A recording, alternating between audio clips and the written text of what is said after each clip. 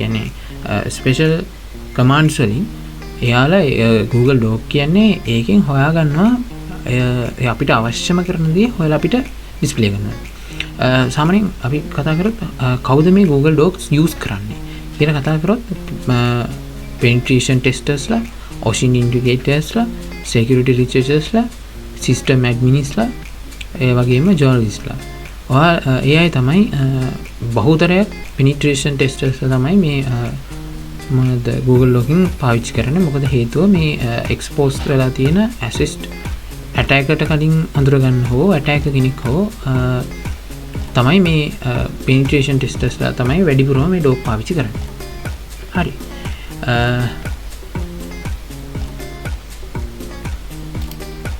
අපි යන් ඊළඟ එකට.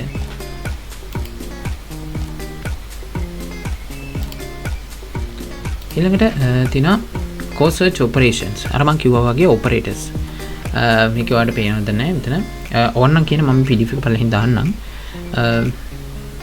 site වලින් අපිට හොයාගන්න පුළුවන් limit result to a domain.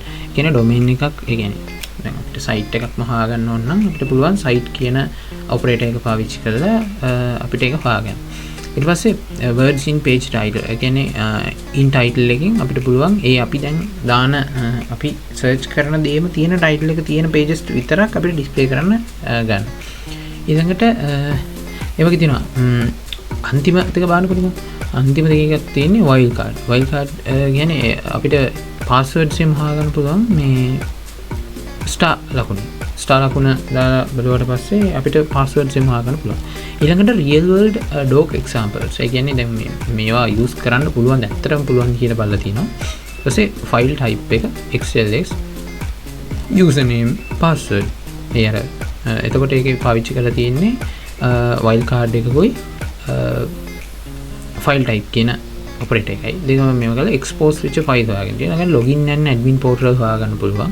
open cameras and IoT. ඒ කියන්නේ webcam expose වෙච්ච ඒවා, network cameras ඒ දේවල් හොයාගන්න මේ document පාවිච්චි කරන්න පුළුවන්.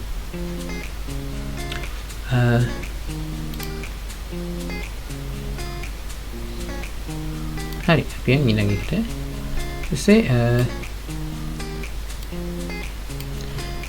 more doc categories කියලා තියෙනවා. more doc categories කියන්නේ index of අර in title එකේම තව කරන්න පුළුවන් දේවල් තියෙනවා. කියන්නේ in title කියලා ගත්තම ඒක අර dictionary listing වලට ගන්න පුළුවන්. ඒක sensitive information වලට ගන්න පුළුවන්. vulnerabilities hunting වලට ගන්න පුළුවන්. ගොඩක්ම bug bounty hunters ලා මේව පාවිච්චි කරනවා. so combing operators. ඒ කියන්නේ මේක තනියෙන් පාවිච්චි කරනට වඩා ගොඩක් එකතු කරලා පාවිච්චි කරාම අපිට දේවල් හොයාගන්න තියෙන ප්‍රතිශතය වැඩි. කියන්නේ හිතන්න සයිට් එකක් තියෙනවා. අපිට ඒ සයිට් එකේ ඉන්ඩෙක්ස් එක ඒකේ තියෙනවා expose වෙච්ච passwords ඒ හැමදේම හොයාගන්න පුළුවන්. ඒ ඔක්කොම තනි search bar එකේ තනි search line එකකින් දාලා හොයාගන්න පුළුවන් මේ Google Docking හරහා.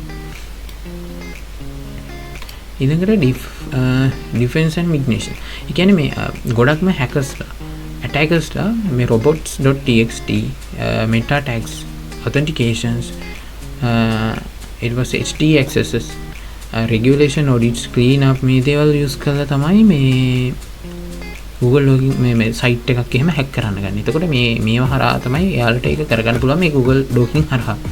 ඊට පස්සේ resources and legal notices.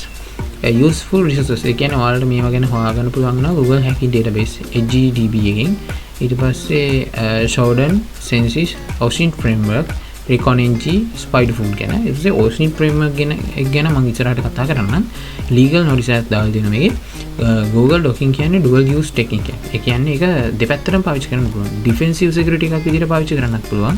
ඒ වගේම research වලට, ඒ වගේම malicious විදිහට පාවිච්චි කරන්නත් පුළුවන්. මම ආරාධනා කරනවා මේක පාවිච්චි කරන්න legal දේවල් වලට.